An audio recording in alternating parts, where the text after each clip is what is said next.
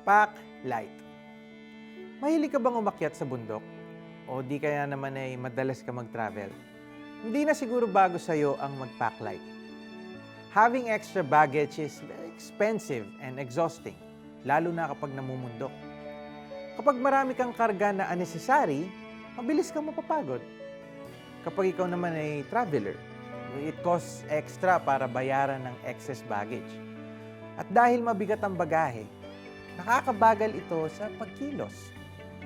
Think of this pagdating sa life na maikukumpara sa isang race. Mahirap gumalaw kapag may mabigat kang dinadalang pampabigat sa buhay. Sa una, akala natin kaya nating bitbitin. Pero kapag tumatagal na po, mararamdaman na natin ang bigat, manghihina tayo, at maglulugmok. Buti na lang, di pa huli ang lahat. Pwede pa nating maibaba at matanggal ang dala-dala nating extra baggage sa buhay kung lalapit tayo kay Jesus. Jesus can lift our burdens and give us freedom para maging magaan ang buhay. So, let go of unnecessary baggage and surrender everything to the Lord. Let Him free you from all sins and hindrances. Ang pangako niya po sa atin, lumapit kayo sa akin, kayong lahat na nahihirapan at nabibigat ang lubha sa inyong pasanin, at kayo'y bibigyan ko ng kapahingahan. Pray po tayo. Panginoong Hesus, lumalapit ako sa iyo at inilalatag ko ang lahat ng kabigatan ko sa buhay. Napapagod na po ako at kailangan ko ng kapahingahan. Salamat sa kaloob mong kapatawaran at kalayaan. I surrender everything to you.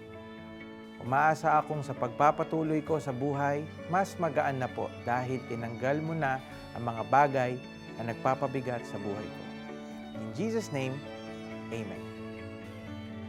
May mga bagay ka pa bang hindi na i-confess sa buhay mo na sobrang bigat na? May tao pa bang hindi mo pa napapatawad? May addiction ka bang hindi mo pa rin mapitawan? You can look for a friend or a Christian community na makakatulong sa iyong journey. You can also find a prayer partner by calling 8737-0700 or texting 0919-060-7567.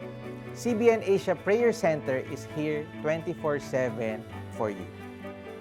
Lumapit kayo sa akin, kayong lahat na nahihirapan at nabibigatang lubha sa inyong pasanin, at kayo'y bibigyan ko ng kapahingahan. Matthew 11:20. Ito po si Jericho Arceo na nagsasabing, let go and let God.